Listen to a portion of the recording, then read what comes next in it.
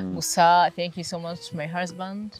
Urukundo ni urumuri rusanganira imitima y'ababanye, rukabohora umwijima w'ubwigunge, rukazana ituze n'ibyishimo. Ni isoko y'ubumwe, ni ihuriro ry'imitima ibiri iba yarihuje kugira ngo babane. Uru rugendo rw'amarangamutima si urw'umwe, ahubwo ni inzira ya babiri biyemeje gukundana, bagasangira ibyishimo n'ibigeragezo, bakubaka ubuzima buhamye bushingiye ku kwemera no kubana, budasize no kubahana. Hari ababigaragaza binyuze mu bintu bitandukanye muri sosiyete ndetse n'ahandi. Niyo mpamvu twabateguriye top 10 y'imiryango yabaye icyitegererezo muri uyu mwaka uri kugera mu mpera wa 2025. Twabibateguriye twifashishije ibinyamakuru bitandukanye nk'uko bisanzwe. Turaza guhera ku mwanya wa 10 tugire ku mwanya wa mbere. Tubahaye ikaze muri iki kiganiro cyacu.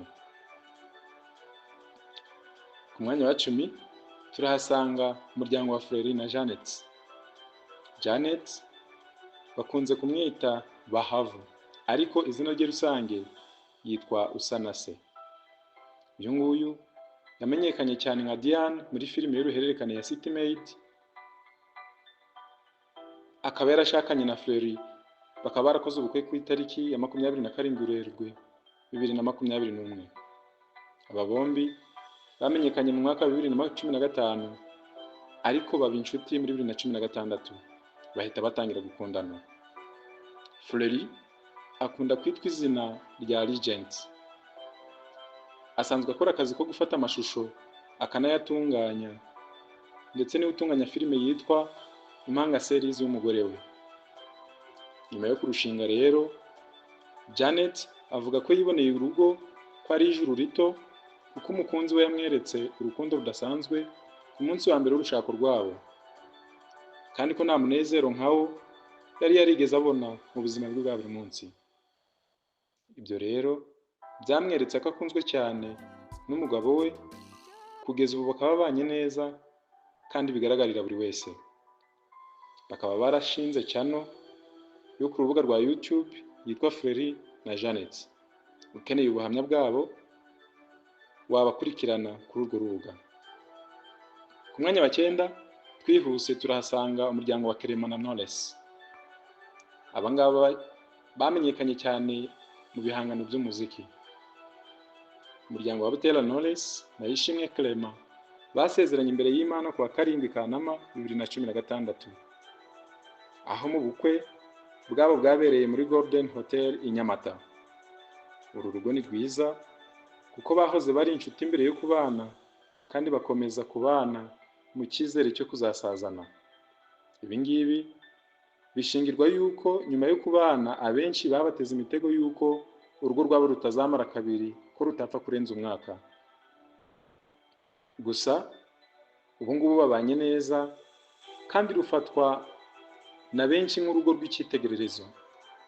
Knowless na Clement bafitanye abakobwa 3. Umwana wabo w'imfura akaba yitwa Ishimwe All Butera, akaba yaravutse mu mwaka wa 2016.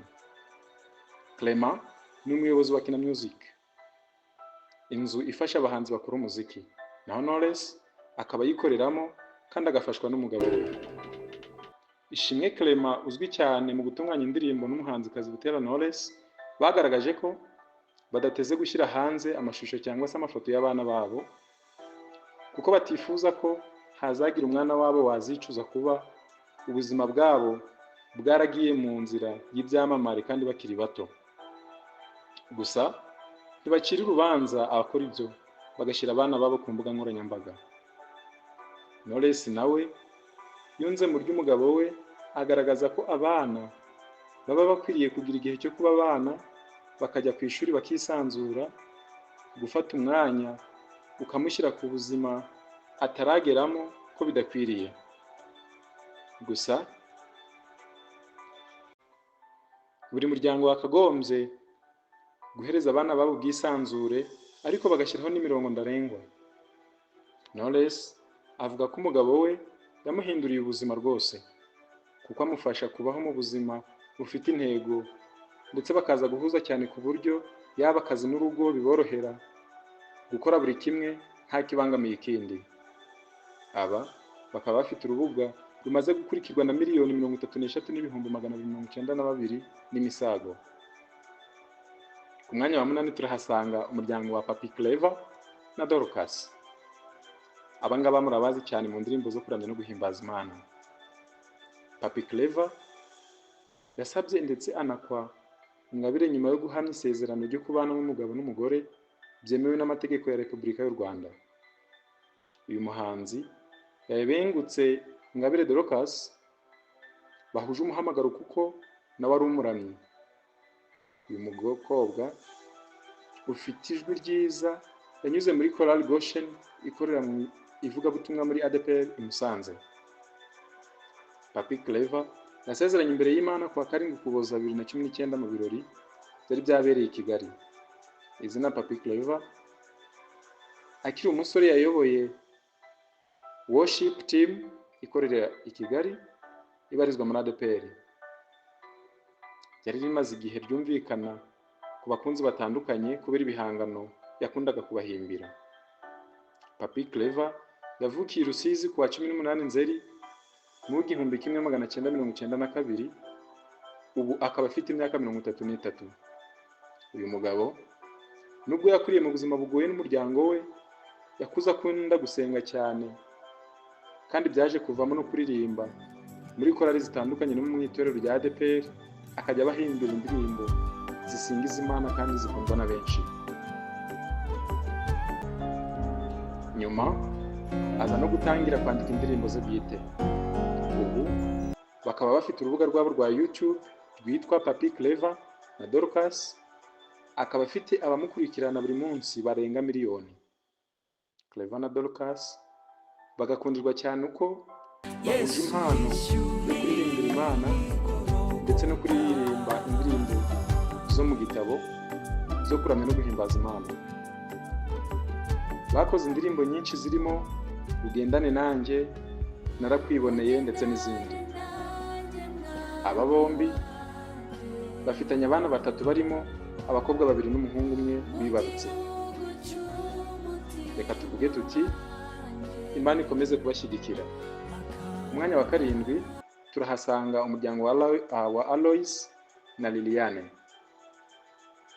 Liliane na Aloys ni bamwe bakunzwe n'abantu benshi cyane binyuze mu buhamya cyane batanga bugizwe n'inyigisho kubera ibitangaza by'Imana babonye. Aba ngaba bamenyaniye muri secondaire. Aloys aho yakundaga kugira inama Liliane nta n'ikindi agambiriye. Basoje amashuri yisumbuye, umubano wabo warakomeje ubwo bahuriye muri kaminuza ya UR Gisenyi, aho Aloys yari umuririmbyi w'indirimbo za korali ya kaminuza na Liliane yabarizwagamo. Baje kubana dore ko Liliane yari yaramaze kuba umufana ukomeye cyane karundura wa Aloys. Nyuma yo kubana rero bahura n'ikigaragazo gikomeye cyo kubura urubyaro kugeza ku myaka 4 yose. Ibi byabegereje Imana bituma bamenyekana n'indi miryango myinshi ikaba igira ikibigiraho mu kwihangana binyuze mu buhamya batanga buri munsi. Kugera ubu Imana ikaba yarabahaye urubyaro nubwo byabanje kugorana, bakaba bafite abana 4. Imana ikomeze kubashyigikira kogeza ingoma y'Imana binyuze mu buhamya bw'ubuzima bwabo kandi bwite. Umwanya wa 6 turahasanga umuryango wa Michael na Miss Naomi. Aba ngaba murabazi cyane kuko dukunze kubabona ku mbuga nkoranyambaga mu bihe bitandukanye. Ubuzima bwa Miss Naomi na Michael mu muryango wabo bubatse ishusho y'urukundo rufite imizi mu bwumvikane, urukundo rufashwa n'icyizere no guhana agaciro. Ni urugero rw'abashakanye bahuza intego bakimakaza urukundo rutavogerwa n'ibihe, ahubwo rukarushaho gukura mu bigeragezo no mu byishimo basangira uko byagenda kose. Miss Nishimwe Naomi yambitswe ikamba rya Nyampinga w'u Rwanda mu mwaka wa 2020. Inkuru y'urukundo rw'abo bombi yatangiye kumvikana mu itangazamakuru kuva muri Mata muri 2022. Kuva icyo gihe yaba Nishimwe Naomi na Michael bahoranaga agatoki ku kandi, haba mu rugendo rwo mu gihugu mo imbere ndetse no hanze y'u Rwanda. Kuwa 29 Ukuboza 2024 basezeranye imbere y'Imana mu rusengero rwa Women Foundation Ministries Kimihurura. Hatanzwe n'amasezerano yo kubana mu byiza no mu bibi. Michael akaba afite masters mu bijyanye n'ubuvuzi. Akaba yarize muri kaminuza ya Edinburgh mu Bwongereza, ariko muri iki gihe akaba asigaye ba mu Rwanda. Uyu mugabo akiri umusore akigera mu Rwanda muri 2018 yakoraga muri kaminuza y'u Rwanda nk'uwimenyereza umwuga, aho yahoze akora icyo twakwita internship. Bakaba rero bakundirwa no kutita ku magambo cyane cyane yo hanze ashobora kuba yabasenyera. Ibi ngibi bakabikora mu bwumvikane batiteje rubanda, ahubwo bagakomeza umubano wabo w'ibyishimo baba bari mu gihugu cy'u Rwanda cyangwa se hanze yacyo. Muri top 5 muri batanu ba mbere wowe uratekereza abande? Turakwibutsa rero, niba utarakora subscribe, like, share na comment kugira ngo ubu ngubu ufate umwanya uze kubikora niba iyi video yagushimishije, cyane ko byoroshye. Urakoze kubikora. Ku mwanya wa 5 rero turahasanga umuryango wa Gerard Mbabazi n'Uwase Alice. Gerard Mbabazi ni umunyamakuru, akaba yarasezeranye n'umukunzi w'imbere y'Imana tariki ya 5 Mata mu mwaka wa 2021, bibera muri Kiliziya ya Paruwasi Regina Pacis i Remera. Umunyamakuru Gerard Mbabazi ni umunyamakuru twakunze cyane kuri RBA, cyane cyane mu biganiro na Samedi d'Attente gitambuka kuri Radio Rwanda na Zoom cyatambukaga kuri Televiziyo Rwanda. Gerard Mbabazi ku giti cye akaba akundwa n'abantu benshi batari bake, kubera by'umwihariko ibiganiro akora bifasha imitima ya benshi bitewe n'amarangamutima aba bigize n'abatumirwa azana bo gutanga ubuhamya butandukanye mu buzima bwabo bwite. By'umwihariko umuryango wabo ugakundira ukuntu ukundana, ujyana gusenga n'uko umufasha we akunze guca bugufi mu bintu byinshi ndetse n'ahantu hatandukanye. Ku mwanya wa 4 turahasanga umugabo twita Idrissa na Ishimwe Vestine. Vestine na Idrissa bagaragaje urukundo rwabo cyane kandi mu gihe gito. Nubwo hari benshi bagiye batangaza ko Vestine atakaba yarabanye na Idrissa, ariko ntabwo byakuyeho kubana ubwabo. Aba bombi basezeranye kuwa 3 tariki ya 15 Mutarama 2025 mu murenge wa Kinyinya mu karere ka Gasabo. Ishimwe Vestine akaba ari umuririmbyi wo mu Rwanda ufatanye na Dorcas. Idrissa bamaze kubana na Vestine yagaragaje ko urugo rwabo rurimo urukundo ndetse n'umunezero. Ishimwe Vestine yasezeranye imbere y'amategeko n'umukunzi we Idrissa ukomoka mu gihugu cya Burkina Faso. Nyuma yo gusezerana, aho Vestine yakomeje gukora umuziki afatanyije na Dorcas, aba bombi bamaze kwigarurira imitima ya benshi, aho umuziki wabo wamaze kurenga imipaka. Baherutse gusohora indirimbo rero yitwa Emmanuel, ihita irebwa n'abarenga miliyoni 14 mu mezi ane gusa. Gusa ntibyatinze, bahise basohora indi ndirimbo yitwa Yebo Nitaware, irebwa n'abarenga miliyoni 14 mu mezi atarenze 5. Uyu muryango ukaba ufatwa nk'icyitegererezo kubera ubwitonzi n'ikinyabupfura bya Idrissa ndetse n'umufasha we bakunze kugaragaza muri sosiyete. Umwanya wa 3 turahasanga umuryango wa Pasteur Antoine Rutayisire na Penini.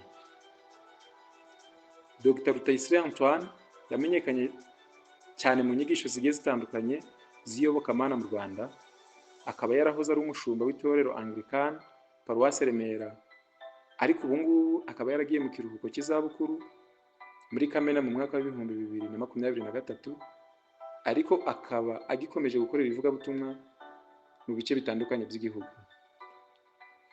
Revera Dr Antoine Rutayisire n'umugore we bakaba bamaranye imyaka 32 mu rushako.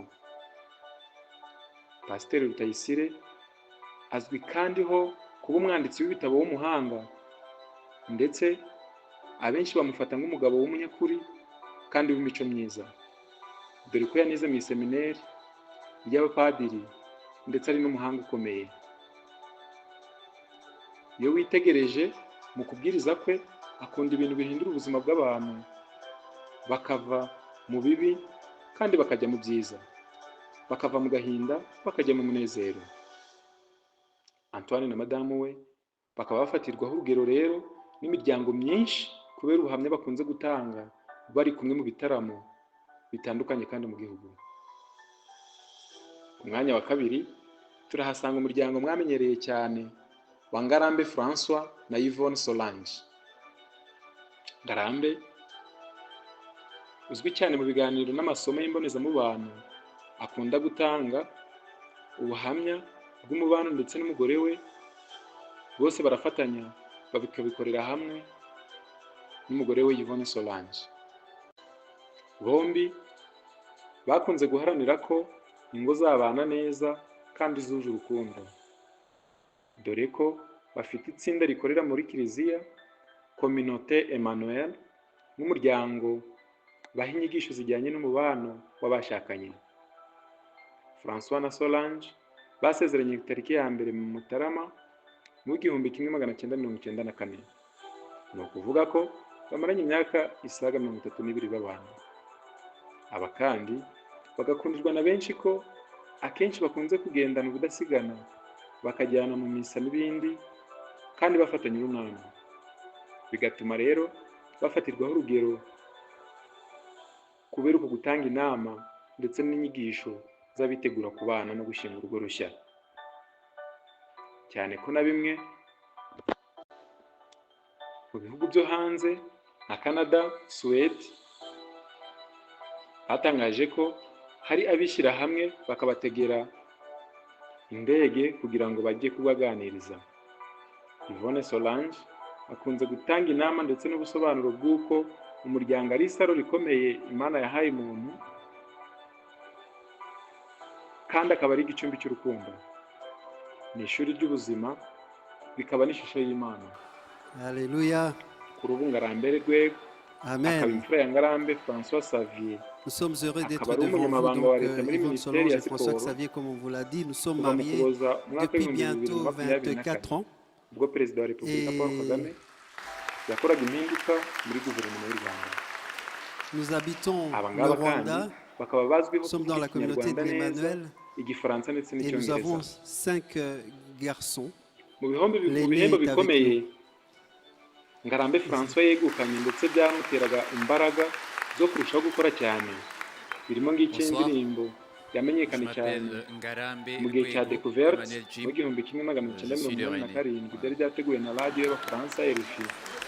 Indirimbo ye yitwa Lui, Umwana il n'Umutware. étudie à La Roche-sur-Yon Iyi à ndirimbo l'ICES. niyo yaje guhembwa Voilà. kubera ko niyo yari yaje ku mwanya wa mbere. Ngarambe kandi yishimira iyi ndirimbo Umwana n'Umutware uruhare yagize mu guhereza abanyarwanda muri rusange ibyishimo. Ngarambe François Xavier yasobanuye ko yavutse tariki ya 3 Ukuboza 1962, avukira mu cyahoze ari Zaire muri Repubulika Iharanira Demokarasi ya Kongo. Ni ukuvuga ko ubu ngubu afite imyaka 63.